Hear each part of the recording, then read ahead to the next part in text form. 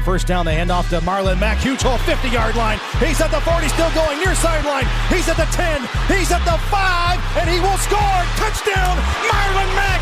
Touchdown, I-N-D-Y.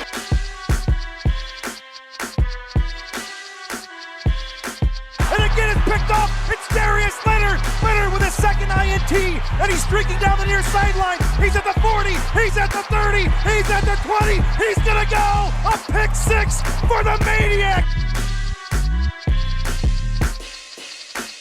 Kenny Moore gets to Deshaun Watson. That's a sack for Kenny Moore. Kenny has a pick and now a sack in the game. Horseshoe is back, baby. The horseshoe is back. Welcome back to another edition of the Bring the Juice podcast. I'm your co-host, as always, Cody Felger. Joining me, Derek Larger, and we are joining you a little bit differently than we normally do. Today we're going to try something new. I just recently got a webcam, so we are going to try to do a live video here, kind of get your guys' thoughts, see if you kind of like this format. If you don't, we can definitely go back to the other system, but just thought we'd do something a little bit different, kind of change it up a little bit. So, Derek, with this episode, we're going to do something kind of a little bit of a look back and kind of a look back at some of the Colts 2018 and 2019 draft picks, and then looking forward into the 2020 season and kind of seeing maybe there's some players who haven't quite yet lived up to their draft status, but maybe this could be their year to break out and really become the players that they were potentially projected to be when they were drafted pretty early there in the draft. And so we can start here with the 2018 draft and kind of I'll start with the first guy, and then you can go to the second guy, and we can kind of alternate there, and then we'll just just keep going here. So I'll start with the first guy on my list here, and that's Kemoko Turay. And I put Kemoko Turay on this list not because he hasn't been a good player, but simply because last year he was injured. He was showing flashes, like we said.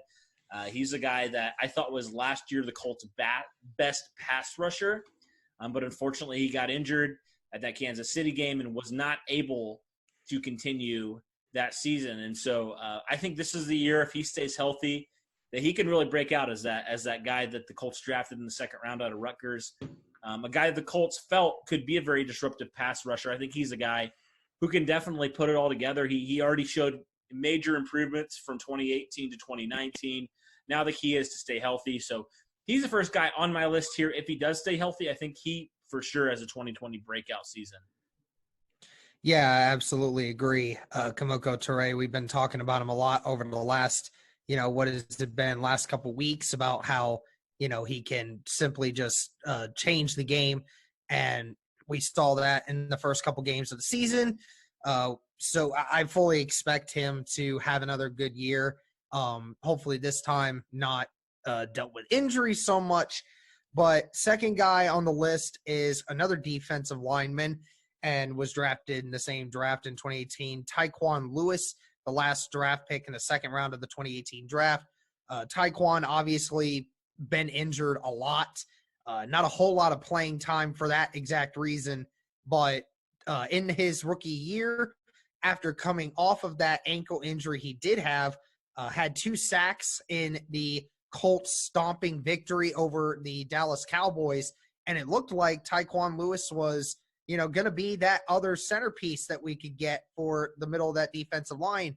And then injuries just continued to happen, and he just hasn't been able to repeat that. Tyquan is certainly in the hot seat, absolutely, when it comes to this defensive line. Tyquan's going to have to fight for that last roster spot. And if he is able to somehow hold on to his position, if he can stay healthy, I firmly believe he can be a role piece in whatever technique that the Colts decide to put him at. I think he would actually be good for a defensive end or a 3-tech piece now, given the fact, what we've done with the defensive tackle position. But this is the year where this is Tyquan Lewis's prove-it year. If not, he's not going to be on the roster come the end of training camp, but who knows? If he stays healthy, he can possibly be that other option. Yeah, and you mentioned that, Derek. Tyquan Lewis is a guy who has dealt with a lot of injuries. He had injuries in 2018, which forced him to miss pretty much the entire year. He played in a few games, kind of showed some flashes for you. But for whatever reason in 2019, I think I heard it was like wasn't practicing as well. So the Colts, a couple games, just didn't play him. Like he just was a healthy scratch. And Chris Ballard had mentioned that he talked to Lewis at the end of the season and told him this season's a big year for you. Like Lewis has not yet, lived up to his second round billing, and he's a guy that I definitely think has a lot of potential there. But like you mentioned, the additions of DeForest Buckner, the additions of Sheldon Day, what happens there? There's a lot of unknown with Tyquan Lewis, and he's a guy that can play.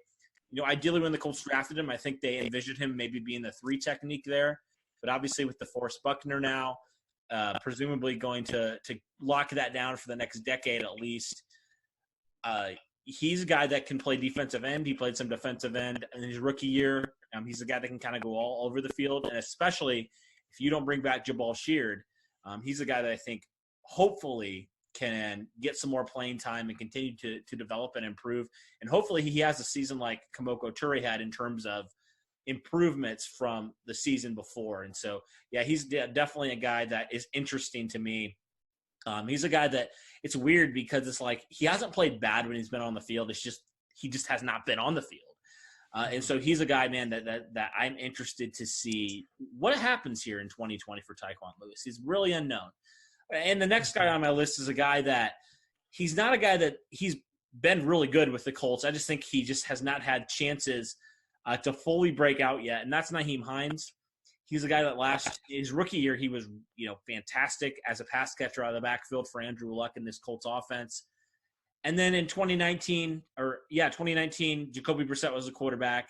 We know the Colts offense went from one of the best to one of the worst. Nyheim Hines' production suffered as a result, but he's a guy that I definitely can see with Phillip Rivers' addition, with how he liked to use Austin Eckler last year. I believe Eckler had over maybe 100 catches last year. It was crazy. He had a lot of catches last year. And I've envisioned Nyheim Hines kind of taking that role for Phillip Rivers next year. So I think this is his year to definitely break out with his Colts offense here in 2020. Yeah, we were left with a really good final impression of Nyheim Hines towards the end of the season when he returned those 2 punt returns for a touchdown in Carolina. It's kind of weird to think about how his career started with Indianapolis as being a punt returner and just could not hold on to the ball to save his life. Oh, and now all of a sudden, I think he's pretty much solidified himself as the punt returner of the future until we see something otherwise. But yeah, like you said, Phillip Rivers, the way he's able to, the way he trusts the running backs, the dump down throws to the running backs, it certainly helps with Nyheim Hines. And Hines is practically the same kind of running back as an Austin Eckler. They do much better in the open field. They make catches. They make plays with their feet outside of outside of the line. So it definitely would be nice to see Nyheim Hines get a more increased role this year. And, Rivers is used to it. Frank Reich's system is based around it. We just really haven't had, Jacoby Brissett just wasn't that kind of guy to dump passes down to the running backs. But I think Phillip Rivers is a different exception. Next guy here, we have Daurice Fountain, the wide receiver from Northern Iowa. It was let me make sure I'm getting that. Yep. So obviously we saw last year he was the main talk of training camp, basically. Everyone was asking, it's not a matter of when this guy makes the roster. It's just where is he going to land? Because everyone was kind of thinking, Daurice Fountain's out here looking like the true number 2 wide receiver to this team right now behind T.Y. Hilton.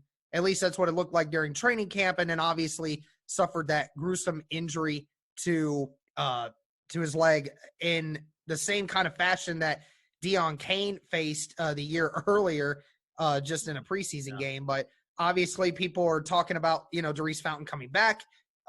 Obviously his free agent rights were tendered, so he's coming back. He certainly looks excited to be back and ready to play some football whenever that is. I think, as much as we've been saying, how much undecisiveness there is with this wide receiver group. We don't really know who's going to go where. We just kind of know it's T.Y. Hilton, Paris Campbell, Zach Pascal. Outside of that, we really don't have any other idea of the 2 or 3 more wide receivers that we're going to add to this roster. Yeah. So Daurice Fountain certainly is that guy that I think can, if he stays healthy, again, it's the health thing. If he just stays healthy, I think Daurice Fountain can be a good option here. And who knows? He could be our new red zone threat. Who knows? That would be really nice to see. But this is the year that Daurice Fountain, I think, can show he's got what it takes and can be a wide receiver for this franchise. Yeah. He's a guy last year in the last preseason games that the Colts played. He's a guy that all of a sudden, I think at that point we kind of were just like, before that happened, we're like, is Daurice Fountain even that good? I mean, I kind of thought that. I was like, is he a guy like he's decent size for a wide receiver, but like he has not shown anything.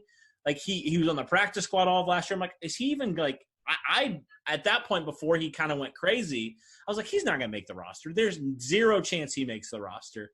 And then, like you mentioned, all of a sudden he just kind of came out of nowhere, started making plays in training camp. He started making plays in the preseason. It was just crazy to kind of see like, where was this last year, Daurice Fountain, and where was this early on?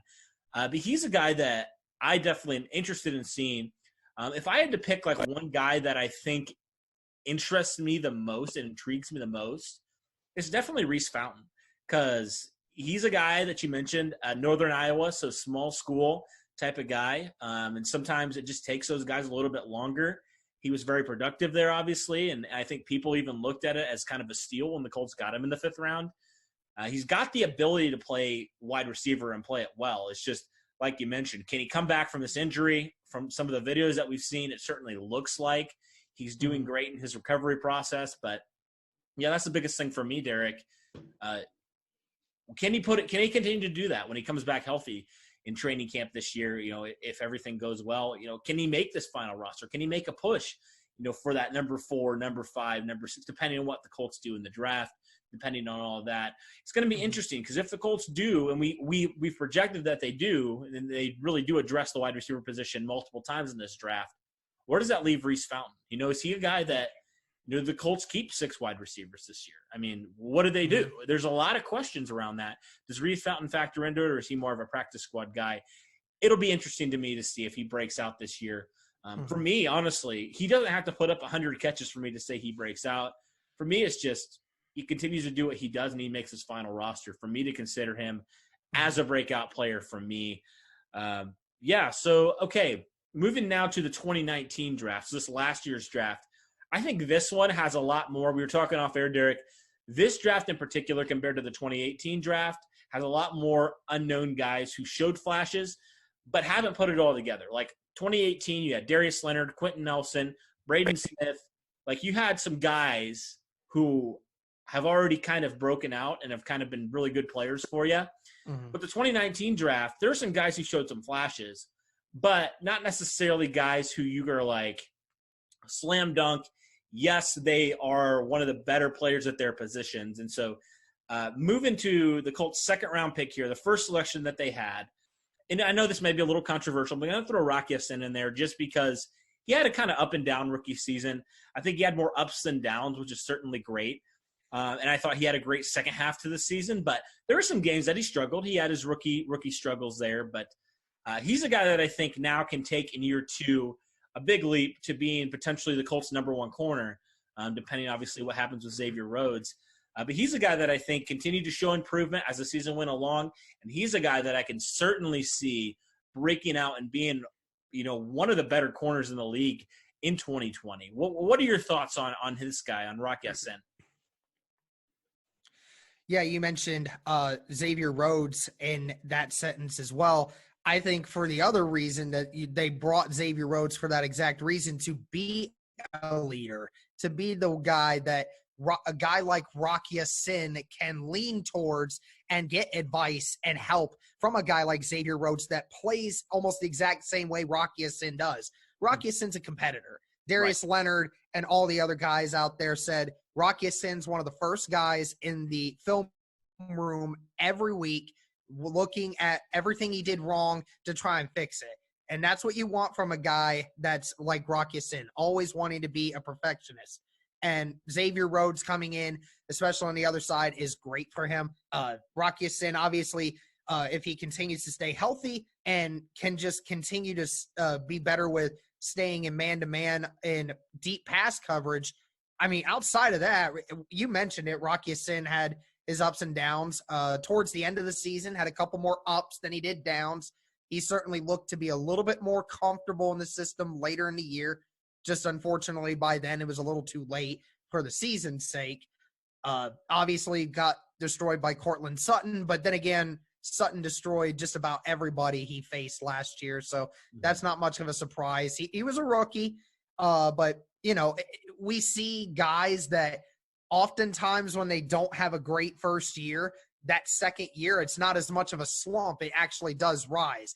Yeah. It's kind of weird. You almost don't want your rookies to have amazing years because then they slump, because then people start getting critical. You want your guys to kind of struggle that first year so they can learn and get better. And then that second year, it feels more like a climb.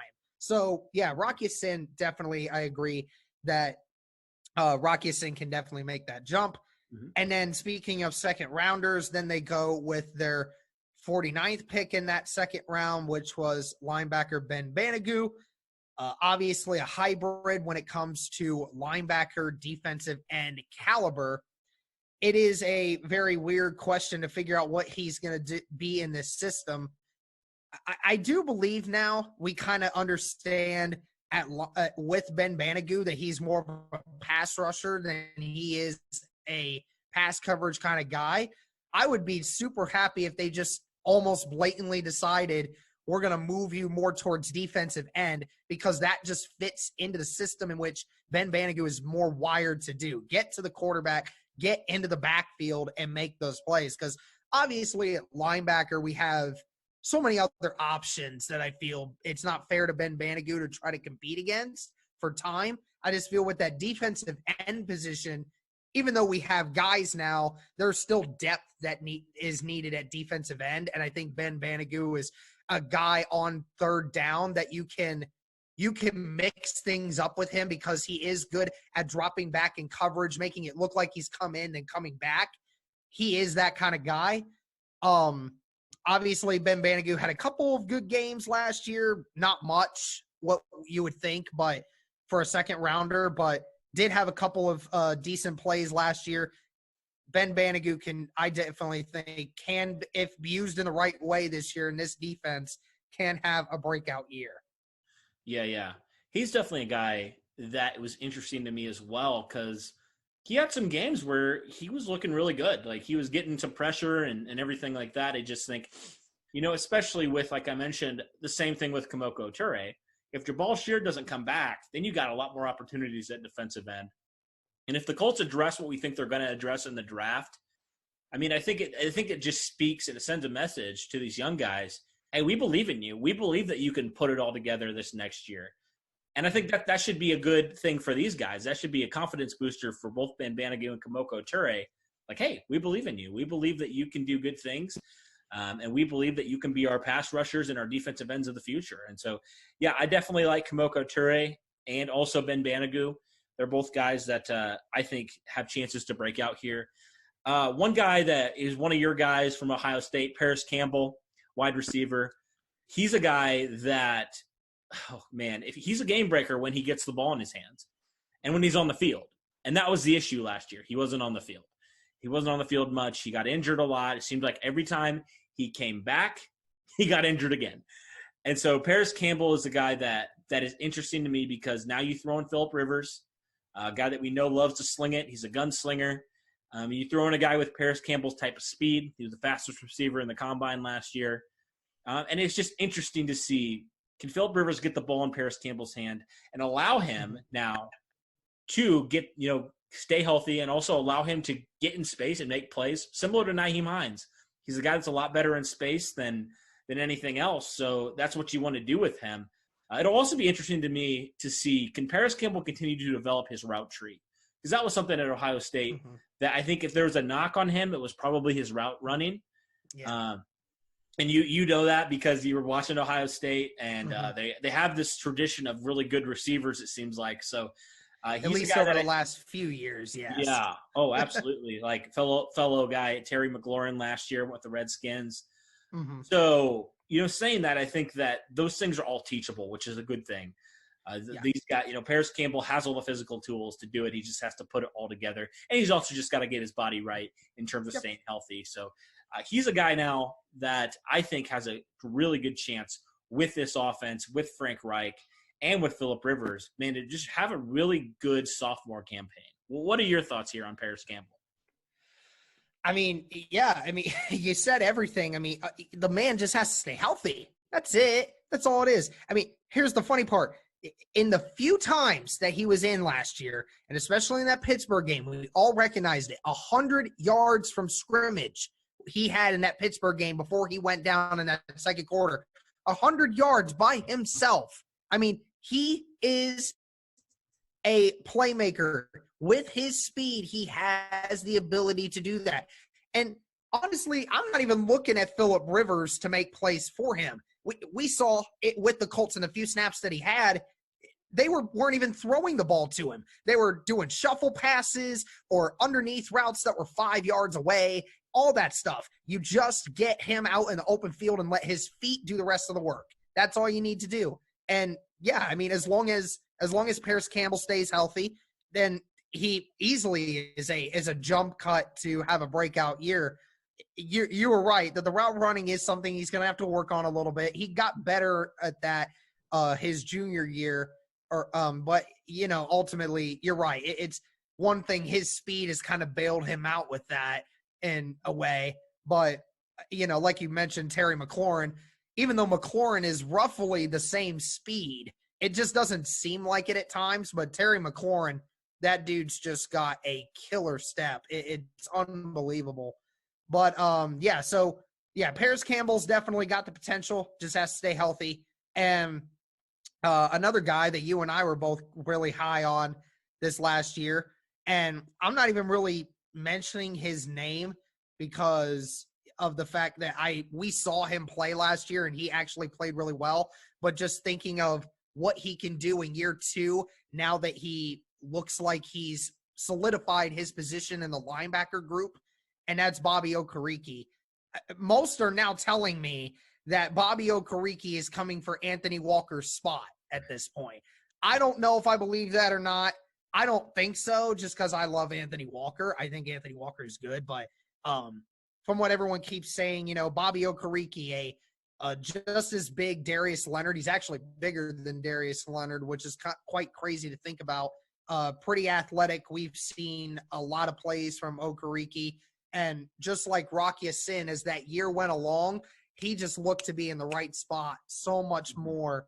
Yeah. And I have high expectations for him. I think he can jump it even more this year, learning from Darius Leonard. And, like Pat McAfee said, be the future Hall of Famer that we hope he becomes. Yes. So Bobby Okereke definitely, to me, is a very intriguing guy, seeing what I saw year 1 and what he could potentially improve on. What do you think? Yeah, he's a guy that, I think, going back to that middle linebacker position, I would not be opposed, honestly, if he moved to Mike, because Mike, involves a lot more coverage as opposed to in moving Anthony Walker to like Sam linebacker. Last year was the exception, but the Colts used their Sam linebacker in 2018 to be more of a run stopper, which I think is more of Anthony Walker's game. So I don't know. It would be interesting. But anyway, yeah, Okereke is a guy who really came on as the year progressed, like you mentioned. I think he had a pick 6 on a 2-point conversion or something crazy like that. I remember that play. He's a guy that he's position flexible, so he can play all the positions of the linebacking core, which is obviously a huge thing. He's a guy that's a leader on that defense, and he's a guy that leads by example, which is huge. He was a captain at Stanford, so he's a guy that knows how to be a leader on that defensive side. Yeah, he's a guy that I'm really looking forward to. I would kind of say he already broke out the second half of the season. I would say he's arguably the Colts' best defender, outside of Darius Leonard maybe. I mean, he was really, really solid. And speaking of another guy who I thought really broke out, a rookie who really broke out, Khari Willis last year, kind of came out of nowhere. I remember when I saw that the Colts drafted Khari Willis in the 4th round, I thought instantly special teams player and a guy that's not going to really see the field for the first couple of years. That was my first initial thought. But then Willis just surprised everybody, and he came out of nowhere, took Clayton Gether's spot, and he played tremendous. He was the best Colts safety, bar none, last year. He was fantastic for the Colts. He just was great the entire season. I think the reason why, I'm interested to see him in year 2 is because his familiarity now with the defense a little bit more. And also, playing alongside Xavier Rhodes back there, Malik Hooker for another year. Just getting that chemistry with Hooker, I think, will be huge as well. Because we saw sometimes last year, Malik Hooker had some, dare I say, he had some brain farts back there in terms of coverages. He kind of lost coverage, busted coverages. And so it'll be interesting to me to see this tandem now because they're both very young guys who have a lot of potential. Both guys who come from I believe the Big Ten, right? They're both Big Ten guys. Yeah, Khari Willis is from Michigan State, Malik Hooker from Ohio State. Yep. So I think that's a good safety tandem to watch, and I'm excited to see. Khari Willis, as good as he was, there's still things like any player that he can work on. And so if he was that good in 2019, I'm interested to see how good he's going to be in 2020. Another year under his belt, now knowing that he's going to be the starter for presumably all 16 games.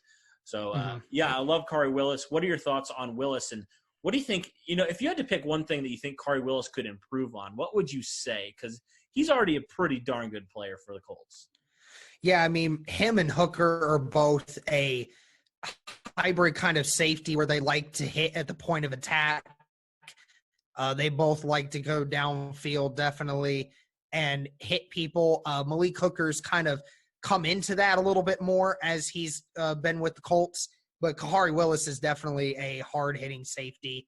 But I think one thing Khari definitely can do better at is obviously his zone coverage, because obviously we know the ball hawk that Malik Hooker can be.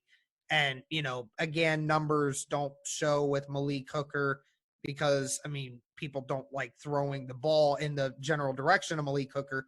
But Khari Willis, sometimes last year just really looked at a place a lot of times when shallow routes were thrown to his side. And I just want to see him kind of clean that up and read his the receivers a little bit quicker.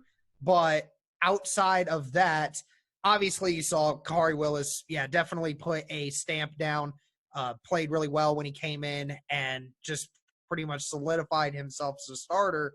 And you're right. I would love to see what more we could get from him because, a lot of people saw this and thought, that's another depth piece. Never did we really think Khari Willis was actually going to be this good when we first got him. And now speaking of another guy in the coverage, a name that's definitely been thrown around for Colts Nation now that the cornerback group is kind of going in its weird directions. Marvell Tell is another name that is thrown out there a lot. Obviously, we know we have you have Kenny Moore, you have Rocky Singh, you have Xavier Rhodes. Well, after that, you really don't know what you got. Well, you now have TJ Carey, you have Marvell Tell, who at times had his moments. He locked down guys a couple of times, and then a couple of times he just got lost in man-to-man. But, Marvell Tell is definitely a guy that is aggressive and can play that way. That's how he made his living at USC. Now with the lack of depth that the Colts kind of have right now, I would really like to see Marvell Tell take that push and secure himself as a really nice depth piece. So that way, if something happens with one of these corners, he's there and ready to take over, because I like what I see from Marvell Tell. Yeah, me too. He's 6'2". He has really long arms. Like, he has the longest arms on the Colts as far as the defensive backs are concerned. He's a guy that's a physical freak out there. He's a guy that's converted safety from USC. He's a guy that, you don't really know all the time with those kind of transitions. if it's going to work out. But for Marvell Tell, it works really great in his rookie year. You mentioned he didn't see the field a ton, obviously because Rocky Sin was drafted, and then they had some other guys in there. But I'm interested to see, yeah, you're right. I'm interested to see him in year 2, continuing to kind of figure out this cornerback position. That is something that's one of the hardest positions on the field, undoubtedly. And, I'd say quarterback and cornerback are pretty darn hard to play. And so he's a guy that I'm intrigued to see. He's a guy that is he's really fits the Ballard measurables, like in all aspects. He's a raw prospect. He was a raw prospect coming out of USC. Guy you had no idea what you were getting. But I think all things considered, he played pretty well in year 1. And I think another year at corner, now knowing that he's going to be corner, I think the sky's the limit for Marvell Tell. I think he's got everything he needs to be a good cornerback in this league. He's big. He's, he seems like he's durable. And especially with the injury concerns with potentially Xavier Rhodes.